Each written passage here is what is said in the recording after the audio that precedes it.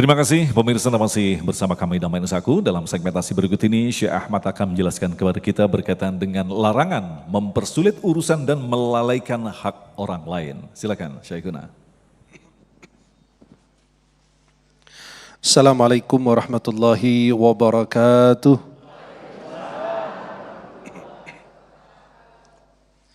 Alhamdulillahi rabbil alamin wal aqibatu lil muttaqin wala udwana illa 'alal zalimin. Asyhadu an la ilaha illallah wahdahu la syarika lah, lahul mulku wa lahul hamd, yuhyi wa yumitu wa huwa ala kulli syai'in qadir. Asyhadu anna sayyidana Muhammadan 'abduhu wa rasuluh. Allahumma salli wa sallim wa barik alaihi wa alihi wa ashabihi wa man tabi'ahum bi ihsanin ila yaumiddin wa alaina ma'hum bi rahmatika ya arhamar rahimin. Para pemirsa TV One dimanapun Anda berada, para jamaah yang insya Allah senantiasa diberkahi, dimuliakan oleh Allah Subhanahu Wa Taala. Senang sekali di saat ini, di jam ini bisa memandang wajah-wajah para penghuni surga. Ya Allah, kalau kalian masuk surga lebih awal agar menunggu saya di pintu surga biar masuk surga bersama, setuju? Tapi saya kalau masuk surga lebih awal saya langsung masuk, tidak menunggu kalian. Insya Allah saling mendoakan, saling menunggu biar kita masuk surga bersama insya. Para jamaah dan pemirsa dimanapun Anda berada. Tadi guru kita Ustaz Jamaluddin membahas tentang kezaliman dan orang yang tidak menunaikan hak kewajiban orang lain. Dalam hadis Rasulullah SAW, riwayat Imam Muslim dari Abu Dzar, dalam hadis Qudusi, qala Allah tabaraka wa ta'ala, Allah berfirman dalam hadis Qudusi, ya ibadi, inni haramtu dzulma ala nafsi, wa ja'altuhu bainakum muharraman fala tadzalamu. Wahai hamba-hambaku, aku telah mengharamkan kezaliman bagi diriku, padahal Allah berhak untuk berkehendak dan melakukan apa saja. Inni haramtu dzulma ala nafsi, aku ini mengharamkan kezaliman bagi diri sendiri. Wa ja'altuhu bainakum muharraman fala tadzalamu, aku jadikan sifat zalim di antara kalian itu haram. Jangan kalian berbuat zalim di antara kalian.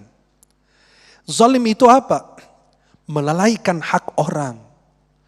Seperti yang kita bayangkan dan kita pahami, melalaikan hak orang adalah menunda pembayaran uang orang lain, hutang orang lain.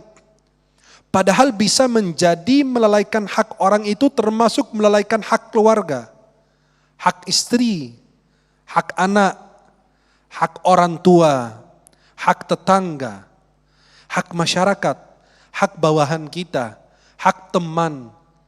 Itu semua masing-masing punya hak. Badan kita punya hak, keluarga punya hak, istri punya hak, orang tua punya hak, dan jasad kita ini punya hak untuk kasih istirahat. Maka berikan setiapnya itu, yang punya hak itu berikan haknya masing-masing. Kezaliman ini luar biasa.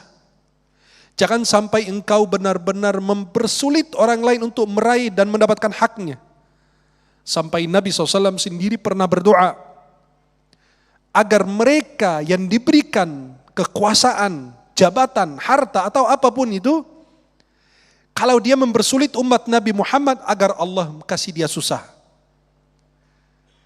Nabi SAW mendoakan mereka yang punya kekuasaan, punya jabatan, kalau dia benar-benar menjadi pemimpin, bukan hanya menjadi pejabat, tapi menjadi kepala rumah tangga, dan mempersulit keluarganya, Allah kasih dia susah.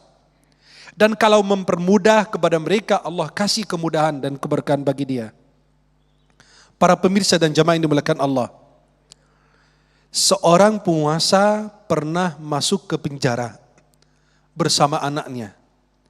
Lalu anaknya mengatakan, wahai ayah, kok dari kerajaan, dari harta, pelayanan, makanan, tempat tidur yang mewah, dan tempat-tempat dan pelayanan yang indah, kok sampai kita bisa di penjara begini?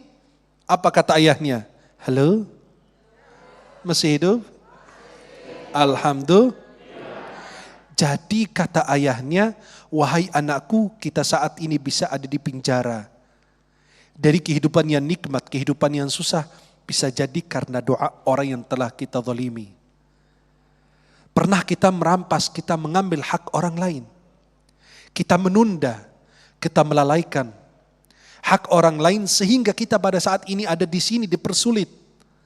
Pada saat kita dikasih susah oleh Allah, bisa jadi karena doa orang yang pernah kita zalimi. Orang yang merasakan kezaliman dari kita sehingga dia bangun tengah malam berdoa. Kemudian doanya diterima oleh Allah dan saat ini adalah balasannya kepada kita. Maka para jemaah ini dimuliakan Allah, hati-hatilah terhadap hak orang lain. Allah subhanahu wa ta'ala laisa bidzallami lil abid. Allah tidak pernah berbuat zalim kepada hamba-hambanya, mau dia mukmin mau dia kafir. Alaisallahu biahkamil hakimin, hakim yang paling adil. Pengadilan Allah itu beda dengan pengadilan manusia. Faman ya'mal mithqala dzarratin khairan wa man ya'mal mithqala dzarratin syarran. Sekecil apapun kebaikan yang kita lakukan akan dibalas oleh Allah. Seburuk apapun yang kita lakukan itu akan dibalas juga oleh Allah Subhanahu wa taala. Maka Syekhul Islam Ibnu Taimiyah pernah mengatakan, Allah akan menolong negeri yang adil walaupun kafir. Halo? Allah akan menolong negeri yang adil walaupun negara itu ada negara dan Allah tidak akan memberikan pertolongan kepada negeri yang muslim karena dia berbuat zalim. Atau negeri yang berbuat zalim walaupun dia Islam. Subhanallah. Dan kami semua rasakan di negara-negara kita lihat saat ini. Di banyak negara walaupun negara Islam karena berbuat zalim, maka Allah tidak memberikan pertolongan kepada mereka. Maka Nabi SAW bersabda dalam hadis riwayat Imam Muslim dalam Sahih beliau dari Abu Hurairah radhiyallahu an, atadruna mal muflis? Tahukah kalian orang yang bangkrut? Kata sahabat, mal laisa lahu dirham wala mata'. Orang yang bangkrut itu ya Rasulullah, yang enggak punya uang, enggak punya harta, enggak punya benda, enggak punya apapun, enggak punya rumah, enggak punya kendaraan. Kata Nabi SAW, al-muflisu min ummati, orang yang bangkrut dari umat Nabi Muhammad SAW, bukan orang yang enggak punya harta.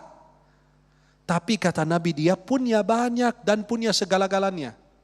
Punya salat, punya puasa, punya salat malam, punya haji, punya umrah, bacaan Quran, amalan, salat malam, semua dia punya. Tapi ternyata dia ya'ti yaumal qiyamah, dia datang di hari kiamat. Ternyata di dunia dia menuduh fulan, menghina fulan, menunda hak fulan, mengambil hak orang lain. Sehingga dia akan membalas semuanya di akhirat nanti. Sampai Nabi SAW dalam hadis lain mengatakan apa? Nabi mengatakan nanti di hari kiamat, kambing yang bertanduk akan dia dihisab oleh Allah Subhanahu wa taala ketika dia menendang kambing yang tidak bertanduk. Segitu Allah adil. Jangan sekali-kali sia-siakan hak orang lain. Coba bayangkan, kalau Anda mengambil hak orang kemudian orang itu meninggal dunia, bagaimana Anda mau minta maaf? Harus dikembalikan. Maka kalau Anda mengambil hak orang kemudian orang tersebut tidak tahu dia berada di mana, apa yang Anda lakukan? Anda harus menunggu sampai hari kiamat untuk nanti diqisas oleh Allah Subhanahu wa taala. Maka yang menunda-nunda, yang melalaikan hak orang lain, hati-hati. Suami kepada istri, istri kepada suami, orang tua kepada anak, anak kepada orang tua. Maka jangan menunda-nunda hak orang. Karena itulah balasan Allah bagi kita di hari kiamat nanti. Karena belum dibalas di dunia, tunggulah Anda harus membalasnya di akhirat dengan membayar pahala dan kebaikan dan amal ibadah Anda. Semoga Allah berikan keselamatan bagi kita semua dimanapun berada. Amin ya rabbal alamin. Wallahu ta'ala a'la wa a'lam bissawab.